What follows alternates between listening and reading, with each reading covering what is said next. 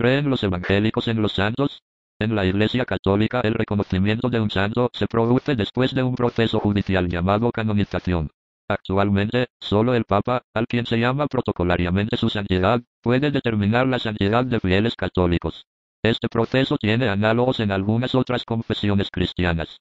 Para los católicos, los santos forman la llamada Iglesia triunfante e interceden ante Dios por la humanidad, por los vivos en la tierra y por los difuntos en el purgatorio. Es la llamada comunión de los santos. Todos ellos, incluso los que no han sido oficialmente reconocidos como tales, tienen su festividad conjunta en el Día de Todos los Santos, que se celebra el 1 de noviembre y que para los católicos representa que, más allá del número de personas canonizadas, es decir, de las cuales la santidad se afirma sin ambigüedad y se les puede venerar, los santos inscritos en el martirologio romano son los declarados por la Iglesia Católica como indudablemente presentes en el cielo y, por tanto, pueden ser objetos del culto público, el llamado culto de Dulia, a diferencia del culto de latría, que no debe dirigirse más que a Dios. Una excepción en estas categorías del culto representa a la Virgen María, receptora de la hiperdulía que se celebra en los lugares de apariciones marianas. Aunque los antiguos santos eran declarados como tales por los obispos, el procedimiento, a lo largo de los siglos, se ha ido centrando en Roma y, desde hace un milenio, solo el Papa puede celebrar canonizaciones. La Iglesia Católica establece la santidad de ciertas personas mediante los procesos abiertos por la llamada Congregación para las Causas de los Santos. El proceso de santificación tiene que pasar por las etapas de venerabilidad, beatificación y canonización. El proceso de canonización adopta las formas de un proceso judicial en el que una persona, el promotor de justicia, tradicionalmente llamada abogado del diablo, examina y cuestiona la supuesta santidad del candidato propuesto por el postulador de la causa. En este sentido, el postulador asume el papel de fiscal, pues debe demostrar la santidad del candidato, y el promotor actúa como la defensa, pues le basta mostrar dudas razonables contra la causa. Aunque el derecho canónico establece un tiempo mínimo entre el fallecimiento de una persona y el inicio de su causa de canonización en Roma, los plazos son muy variables. El papel de los santos en la Iglesia y entre los creyentes ha evolucionado mucho durante la segunda mitad del siglo XX. El culto que se les solía rendir se ha ido matizando y sus imágenes son más utilizadas como ejemplos que como agentes de intercesión, papel que desempeñaron con fuerza durante siglos. El Papa Benedicto XVI afirma: el santo es aquel que está tan fascinado por la belleza de Dios y por su perfecta verdad que éstas lo irán progresivamente transformando. Por esta belleza y verdad está dispuesto a renunciar a todo, también a sí mismo. Le es suficiente el amor de Dios, que experimenta y transmite en el servicio humilde y desinteresado al prójimo.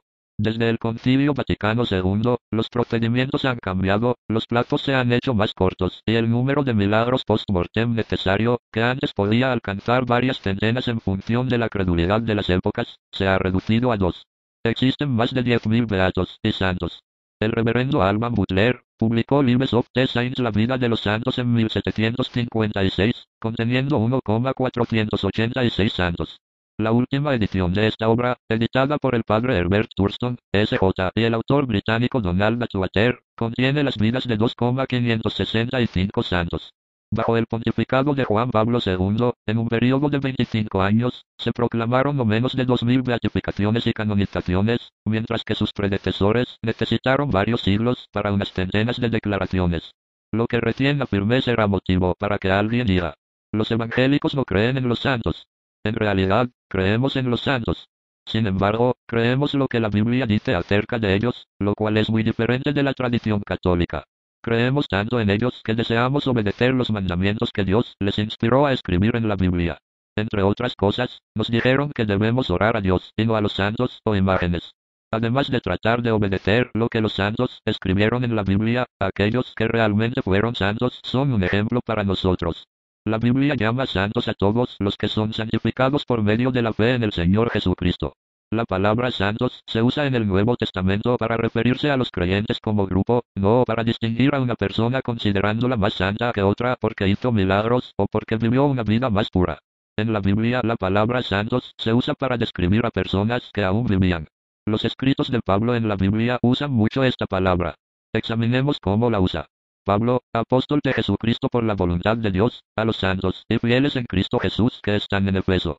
Efesios capítulo 1 versículo 1. Alumbrando los ojos de vuestro entendimiento, para que sepáis cuál es la esperanza a que Él os ha llamado, y cuáles las riquezas de la gloria de su herencia en los santos. Efesios capítulo 1 versículo 18. Pero fornicación y toda inmundicia, o avaricia, ni aun se nombre entre vosotros, como conviene a santos. Efesios capítulo 5 versículo 3.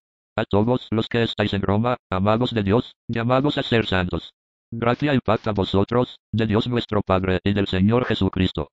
Romanos capítulo 1 versículo 7. Entonces Ananías respondió: Señor, he oído de muchos acerca de este hombre, cuántos males ha hecho a tus santos en Jerusalén. Hechos capítulo 9 versículo 13. Aconteció que Pedro, visitando a todos, vino también a los santos que habitaban en Lida. Hechos capítulo 9 versículo 32. Por esta causa también yo, habiendo oído de vuestra fe en el Señor Jesús, y de vuestro amor para con todos los santos. Efesios capítulo 1 versículo 15. Así que ya no sois extranjeros ni advenedizos, sino conciudadanos de los santos, y miembros de la familia de Dios. Efesios capítulo 2 versículo 19. A mí, que soy menos que el más pequeño de todos los santos, me fue dada esta gracia de anunciar entre los gentiles el evangelio de las inescrutables riquezas de Cristo. Efesios capítulo 3 versículo 8. Seáis plenamente capaces de comprender con todos los santos cuál sea la anchura, la longitud, la profundidad y la altura. Efesios capítulo 3 versículo 18. A fin de perfeccionar a los santos para la obra del ministerio, para la edificación del cuerpo de Cristo. Efesios capítulo 4 versículo 12. Orando en todo tiempo con toda oración y súplica en el Espíritu, y velando en ello con toda perseverancia y súplica por todos los santos. Efesios capítulo 6 versículo 18. Lo cual también hice en Jerusalén. Yo encerré en cárceles a muchos de los santos, habiendo recibido poderes de los principales sacerdotes. Y cuando los mataron, yo di mi voto. Hechos capítulo 26 versículo 10. No podemos dejar de sorprendernos por el hecho de que la palabra santo fue usada consistentemente en plural para referirse a grupos de cristianos comunes. Los creyentes de la iglesia de Corinto eran santos o santificados. A la iglesia de Dios que está en Corinto, a los santificados en Cristo Jesús, llamados a ser santos con todos los que en cualquier lugar invocan el nombre de nuestro Señor Jesucristo, Señor de ellos y nuestro. Primera de Corintios, capítulo 1 versículo 2. Y esto erais algunos. Mas ya habéis sido lavados, ya habéis sido santificados, ya habéis sido justificados en el nombre del Señor Jesús, y por el Espíritu de nuestro Dios. Primera de Corintios, capítulo 6 versículo 11. No obstante, aún tenían algunos defectos y pecados sumamente graves, y Pablo no podía hablarles como a cristianos espirituales, sino como a carnales. Porque he sido informado acerca de vosotros, hermanos míos, por los de Cloé, que hay entre vosotros contiendas. Primera de Corintios, capítulo 1 versículo 11. De manera que yo, hermanos, no pude hablaros como a espirituales, sino como a carnales, como a niños en Cristo. Primera de Corintios, capítulo 3 versículo 1. Para avergonzaros lo digo. Pues que, no hay entre vosotros sabio, ni aun uno, que pueda juzgar entre sus hermanos, sino que el hermano con el hermano pleitea en juicio, y esto ante los incrédulos. Así que, por cierto es ya una falta en vosotros que tengáis pleitos entre vosotros mismos.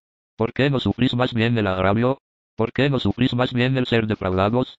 Pero vosotros cometéis el agravio, y defraudáis, y esto a los hermanos. Primera de Corintios, capítulo 6 versículo 5 al 8. Pues que, ¿no tenéis casas en que comáis y bebáis? ¿O menospreciáis la iglesia de Dios, y avergonzáis a los que no tienen nada? ¿Qué os diré? ¿Os alabaré? En esto no os alabo. Primera de Corintios, capítulo 11 versículo 22.